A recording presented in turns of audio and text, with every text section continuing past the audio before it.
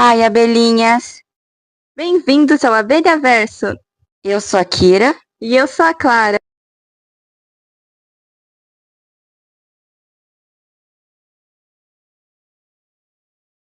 Hoje nós vamos falar do filme Ex-Huma. A protagonista é a Harin. Ela é uma xamã que tem um assistente, o Bongui. E os dois trabalham juntos e normalmente eles são contratados para ajudar pessoas com algum problema de espíritos, almas, maldições, ou até para curar pessoas mesmo. Logo depois, somos apresentados ao Sandio, que é um geomante, e ao Yankeun, que é um agente funerário. Ambos trabalham também com corpos, sobre desenterrar, exumações, e com espírito, no caso do geomante. Ele analisa um lugar melhor para enterrar, onde a alma pode descansar. E quando começa o filme, a Harin e o Bongui, eles são contratados por uma família, os Parques, para ajudar a livrar ali de uma maldição, alguma coisa que pegava os membros homens da família, e dessa vez estava deixando o bebê, o mais novinho, adoecido. Inclusive, alguns membros já tinham morrido por causa dessa maldição, e aí eles contratam porque eles não queriam mais que pessoas morressem, e eles acreditam que é alguma coisa espiritual, então eles contratam 2 xamãs para ver se eles conseguiam curar o bebê. E com a história que a família Park conta para eles, eles percebem que tem realmente ali uma maldição na família e que provavelmente é um ancestral dessa família que esteja adoecendo essas pessoas e causando a morte delas. Então eles decidem exumar o corpo desse ancestral. Só que para isso, eles precisam seguir um protocolo, então eles precisam de um geomante e um agente funerário. Então eles chamam o Sandio e o Ankeun. Só que o Sandio, o geomante, ele gosta de saber toda a história, saber exatamente o que eles estão fazendo. E a família só fala por cima, porque eles querem resolver o problema e acabou. E tem alguns parentes que são contra a exumação desse ancestral deles.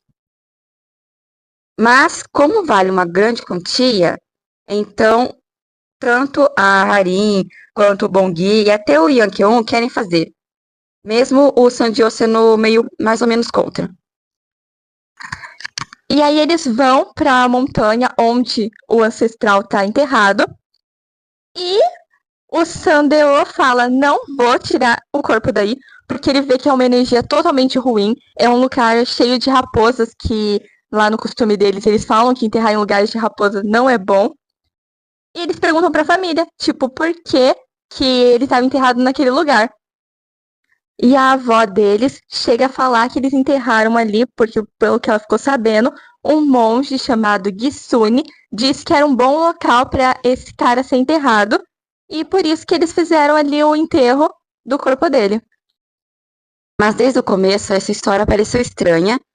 E eles não ligavam muito para esse parente. Era como se eles não se importassem mesmo.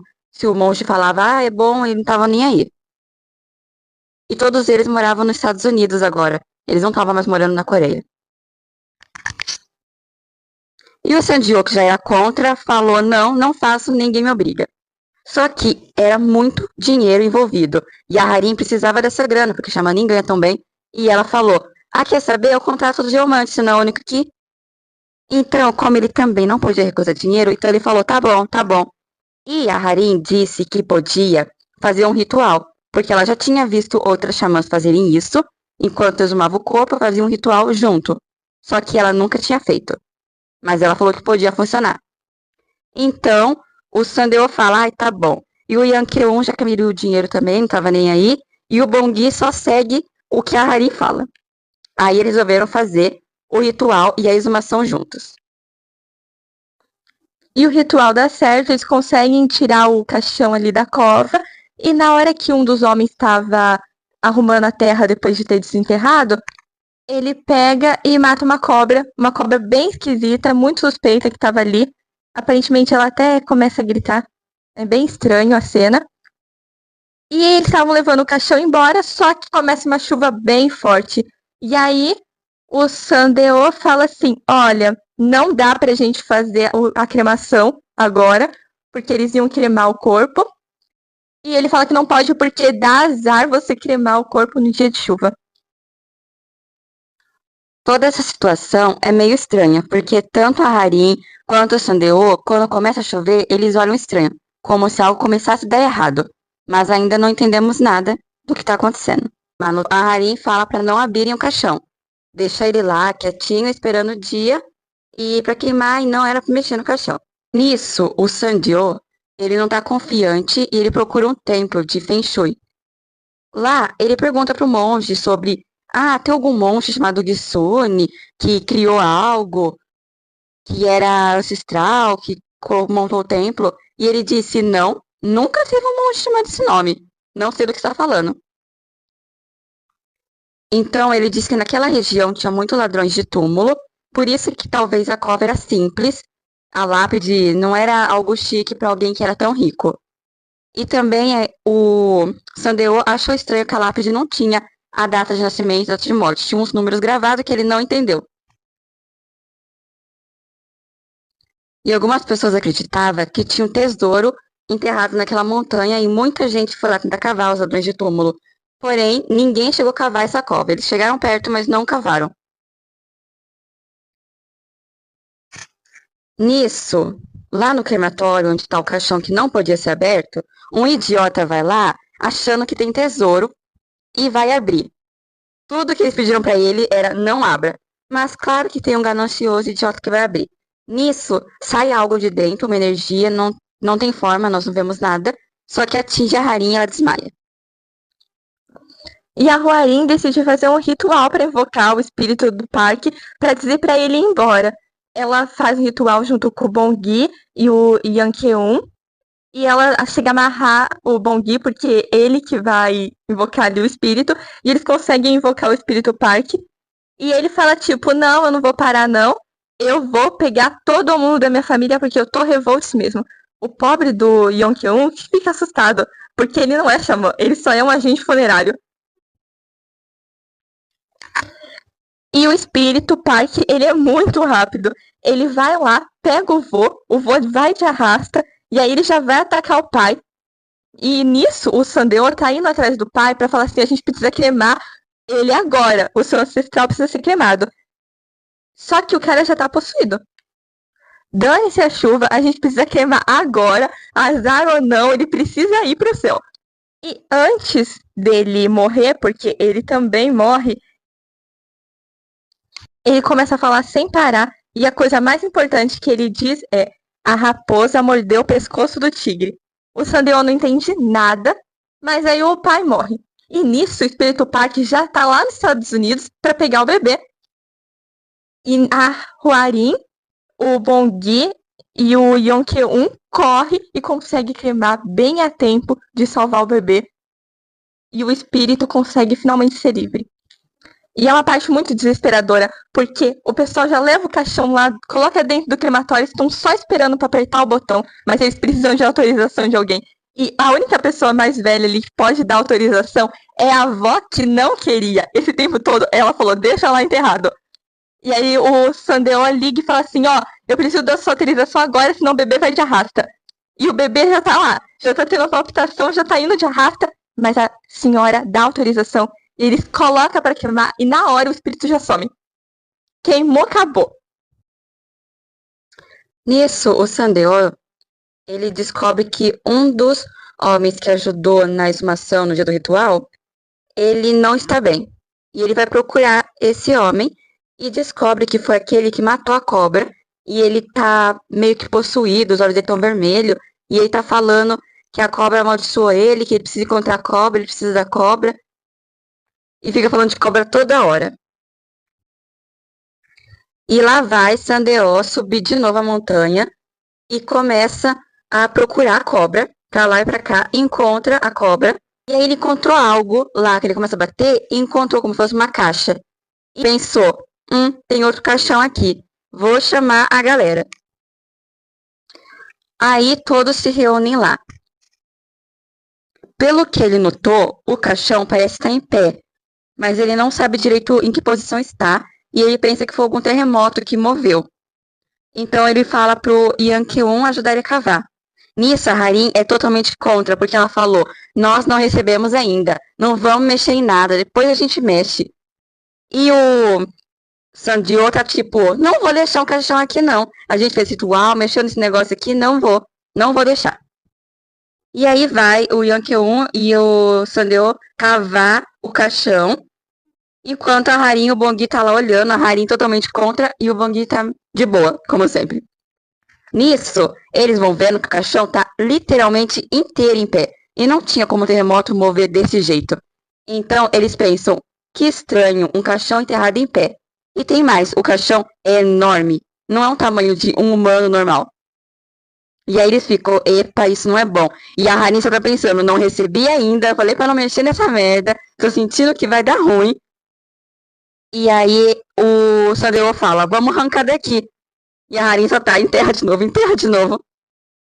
E eles falaram, o Yankeon disse, nossa, nunca ouvi um caso de enterrar em empilhamento, que é um caixão em cima do outro. Que isso também é algo diferente, não acontece. E eles retiram todo o caixão, deixa cair no processo, porque além de ser grande, ele também é pesado. E eles veem que ele tá todo amarrado com arame farpado. E eles falam, nossa, eu acho que não é pra ninguém abrir mesmo esse caixão. E a Harin fala, não, eu acho que é pra ninguém sair daí de dentro. Então eles sacam que dentro do caixão não tem um humano. Aquilo ali provavelmente era um demônio, alguma coisa ruim. Eles levam para aquele templo e fazem um selo de proteção, justamente para a coisa que tá ali dentro ficar presa. Eles limpam ali o caixão, deixam ali num lugar. Se você está gostando do vídeo até aqui, não se esquece de curtir, Se inscrever acionar o sininho das notificações. e deixar sua opinião nos comentários. E eles vão conversar com a avó da família Park para saber informações. E ela fala, esse daí não é meu parente, eu não tenho nada a ver com esse caixão, não é meu. E eles ficam, mas por que então que seu ancestral estava enterrado lá? E ela fala, olha, eu não sei. Eu só sei que o monge pediu para ser enterrado lá. O Sandeo, ele entendeu as coisas que quando o pai ali da família Park estava possuído, tinha falado. Ele entendeu que durante a ocupação do Japão na Coreia, a família Park, aquele ancestral, ele traiu a Coreia e ele vendeu a Coreia, pelo que eles falam. É tipo uma traição que ele apoiou o Japão. E ele ganhou dinheiro, uma boa posição por causa disso. E a senhora, a avó, ela fala, não tem nada a ver com isso. Não fui eu não quero saber. Se livra desse caixão, não tem nada a ver comigo. Só que eles falam assim, o monge, ele pegou e puniu sua família por causa disso. E a senhora fala, não, ele não puniu minha família, porque o monge era japonês. Então não tinha como ele punir, já que o meu parente apoiou ele. E o Sandeoki e a Harin ficam tipo, estranho, esquisito, não entendemos. Nisso o monstro, ele desperta, ele foge, o selo não serviu pra nada. Só que ele acorda com fome. Aí ele vai o quê? Matar os porquinhos. Só que não saciou os porquinhos. Aí o pobre do monge, dono do templo, que não tinha nada a ver com isso, ele tava na vida dele normal. Ele o quê? Vai de arrasta. Porque a comida favorita do monstro era o quê? Fígado. E ele vai atrás do Bongui que tá dormindo numa boa. Porque o Bongui é uma pessoa muito tranquila. Ele quase vai de arrasta também. Mas ele consegue fazer ali um selo e mandar o monstro embora. Só que ele acorda com uma sensação tipo, tive um sonho esquisito. E aí ele começa a ir atrás pra ver, tipo, vou investigar. E a Harinha, ela tá dormindo dentro do carro e ela conversa ali com a sogra dela, que já morreu também, mas que ela consegue sentir ela, entender que ela é uma xamã também, mas ele não mostra muito a conversa delas, porque a Harin também sente uma coisa esquisita e vai junto com o Bongui investigar. Que o caixão já foi aberto, que o monstro saiu de lá de dentro, e a Harin chega até encontrar ele. Ela vê que tem ali um capacete de um samurai, e ela descobre que aquela presa ali dentro era um samurai. E ele tenta atacar eles. A Harin quase é atacada, mas o Bongui salva ela bem na hora. E ele acaba sendo atacado porque o monstro só quer comer o fígado. Ele tenta arrancar o fígado dele também. Mas ele para bem na hora que ele vê que onde ele estava era um templo.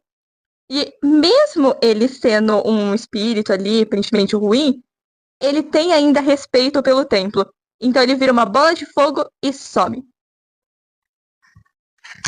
E quando ele vira uma bola de fogo, o monstro, ele mostra pra Harim como se fosse o que ia acontecer com eles depois.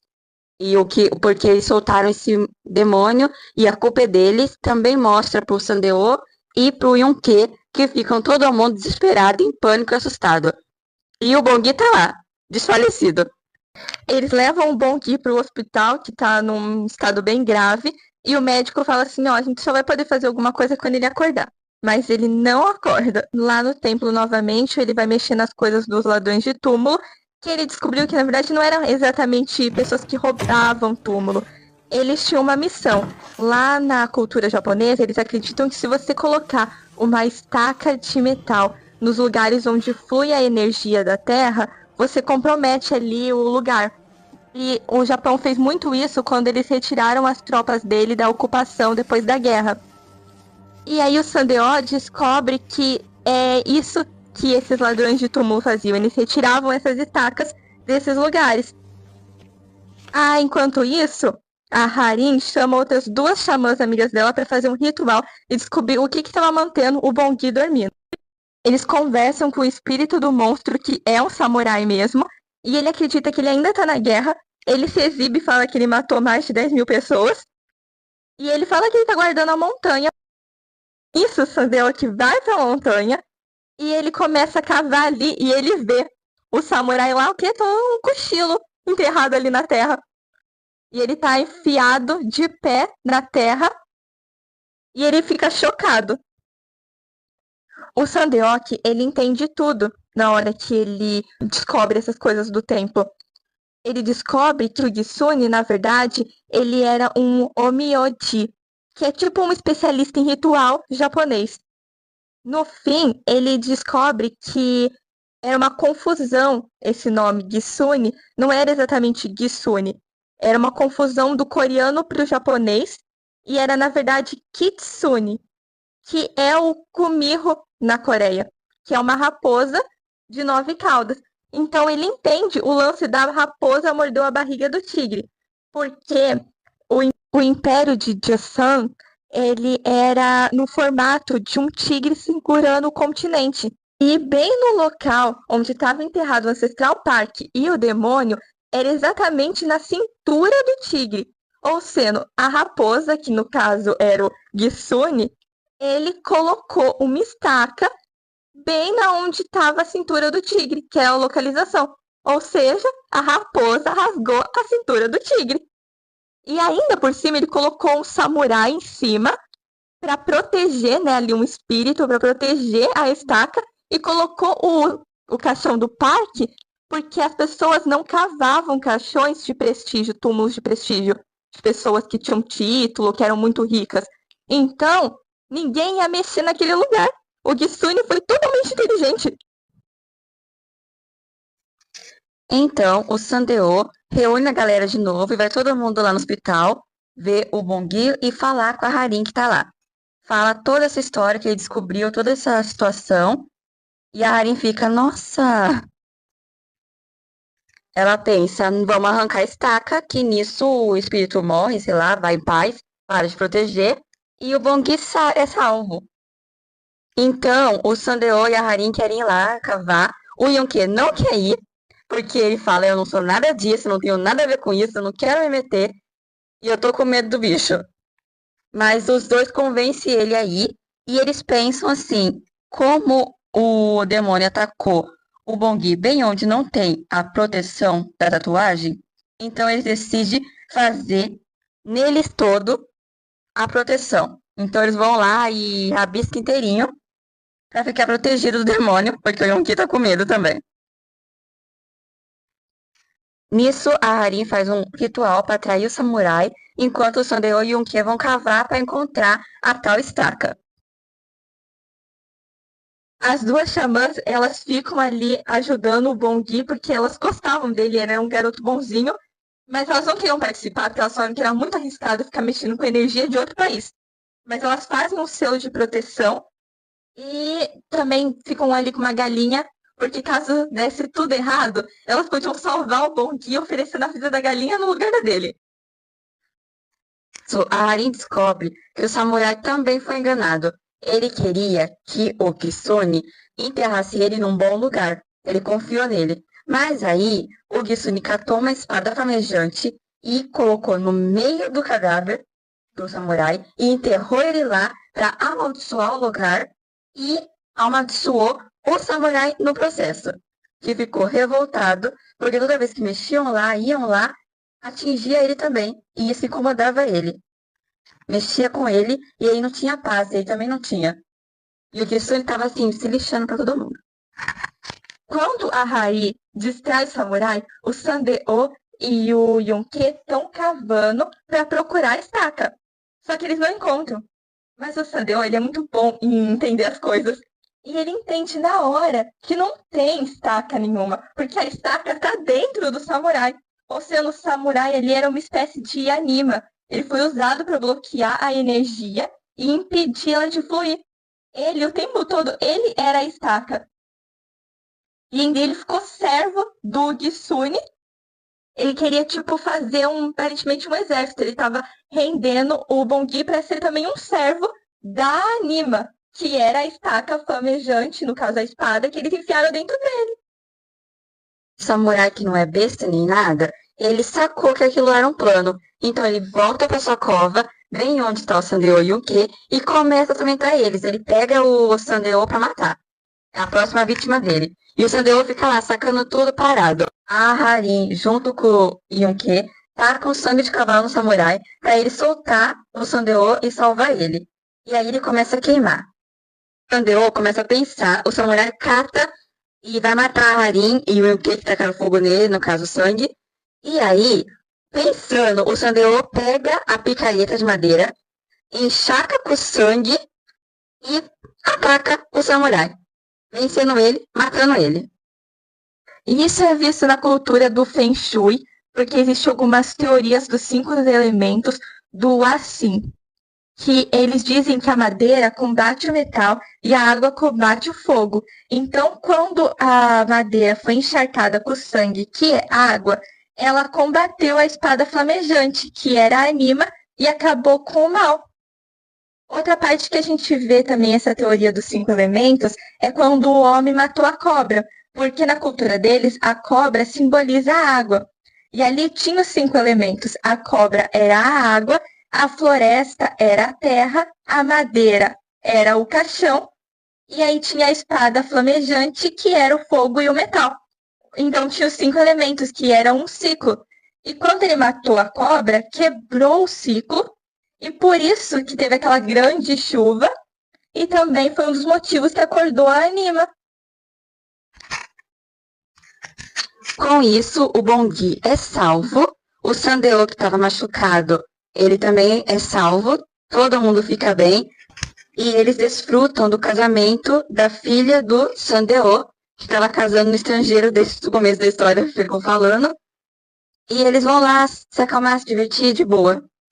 Nessa situação, dá a entender depois que eles estão ligados de alguma forma.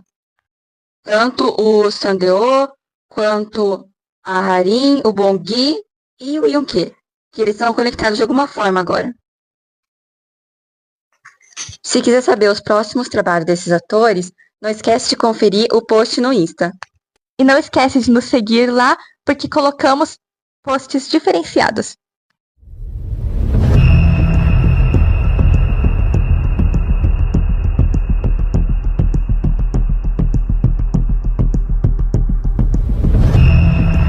E esse foi o nosso vídeo de hoje. Espero que tenham gostado.